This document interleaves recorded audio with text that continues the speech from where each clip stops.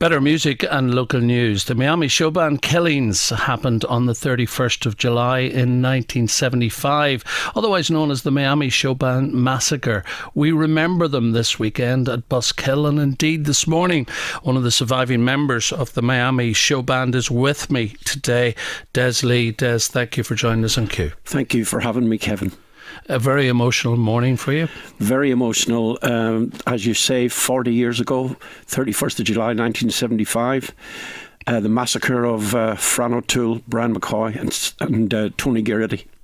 Now, that band at the time were on top of everything, basically. They were very, very popular. They were starting to produce their own music. It was happening for them at that time. That's correct. Fran and I were songwriters, and I actually wrote with Fran his album Reflections of Fran O'Toole, and I wrote his number one hit with him called Love Is. And of course the other one was Clap Your Hands. Clap Your Hands and Stamp Your Feet. Still a big song to this day. Now, very upsetting for you, but I'm sure you relive this quite a lot in your life. Over the last 40 years, it hasn't gone away. Well, it'll never go away, Kevin. I've got photographs of the lads in my apartment, so I go to bed at night looking at them, and I wake up in the morning and see the lads, so it'll never go away from me. And I pass the road at Buskill quite a lot, going up and down between Dublin and Belfast. So I stop there and say my prayers, and so it'll never go away. It was a terrible, terrible thing to happen at the time. It was absolutely appalling. And if anybody remembers it, of course, lots of people who are of an age will remember it. Younger people perhaps not, but might have read about it. A band that was going places, a very popular band. You played that night in Banbridge. You got into your VW van, happy-go-lucky, getting ready to head off, maybe to get the head down and perhaps do another gig the following night and so on. And for this to happen. Yeah, well, the night before, Kevin, we were actually in Galway at Sea Point at the Galway races, which we played every year. And we got a message that afternoon that Tom Dunphy from the Royal Showband actually been killed in a car accident. So this was the talk of Galway and the band. As we travelled back to Dublin, we were all talking about Tom Dunphy's family, his wife, his children and all that, not knowing that 24 hours later, 3 of our lads would be massacred. Yeah. We've Robin Elliott joining us now. Robin, music historian, of course, broadcaster as well. Robin, you were there this morning. Very emotional. Very emotional, and a great turnout to see all the press remembering this event. 40 years, we had TV, we had radio, we had all the newspapers there today. And of course, you know, the Miami used this slogan on their shows, you know, some bands hit the headlines, one band made history.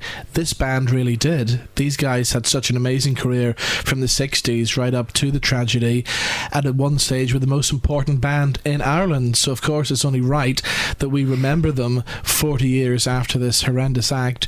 And they already have their statue in Parnell Square in Dublin. We're going there tomorrow for the wreath laying ceremony, and at the minute we're campaigning as well to try to get a monument or some kind of memorial up here in the north as well, because this was a band that had members from both the north and south. They had Protestant Catholic members of the band as well. This is a band that bridged gaps, you know.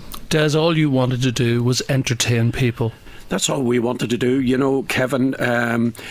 Our show was a 2-hour show, as you know, and we would just go along to all the ballrooms, including the Castle Ballroom in Banbridge that particular night.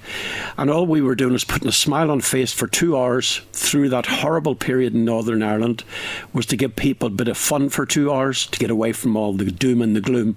That was what we did.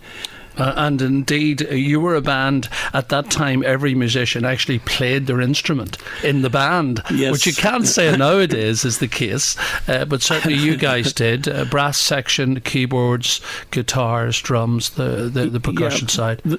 All the lads were so talented, you know. They played their own instruments. Some of them played 2 or 3 different instruments. They sang harmonies, they sang lead vocals, you know, so extremely talented. And of course, some of the lads, including Fran, great songwriter. We're 40 years down the road. Have you found justice yet from what happened, or will you ever find that? Well, we got the HE2 report to say it was collusion, so we got closure on that. but there's still a lot of things that have to, as far as I'm concerned, as Robin has just said, I want a monument, preferably in somewhere like Belfast, to remember the lads. This weekend, Robin, we have a Remembrance Day on Sunday, indeed, at Buskill. At Buskill, and we've had so much interest already in this. I expect a big turnout on the day. We're getting great support from Newry Council and the PSNI here in Newry as well, who'll be there on the day. And in the last 48 hours, the Miami Facebook page has just gone mad with people leaving lovely messages, lovely memories about the band as well. So we expect a big turnout on Sunday. We'll be there from 2 o'clock. We'll do the official speeches and stuff around about 2:30. So, I mean, everybody's welcome to come along. And especially in this area, we know there was many Miami fans out there. There was indeed. And Des, let's hope lots of people, Miami fans, indeed Showband fans, to turn up, and people that will remember the Miami at this time 40 years on after the massacre. We've got to thank you for joining us on Q today. Thank you so much. And hopefully you'll come back soon and talk to us. Of course I will. Thanks, Robin Elliott, Kevin. thank you. Thanks, Kevin.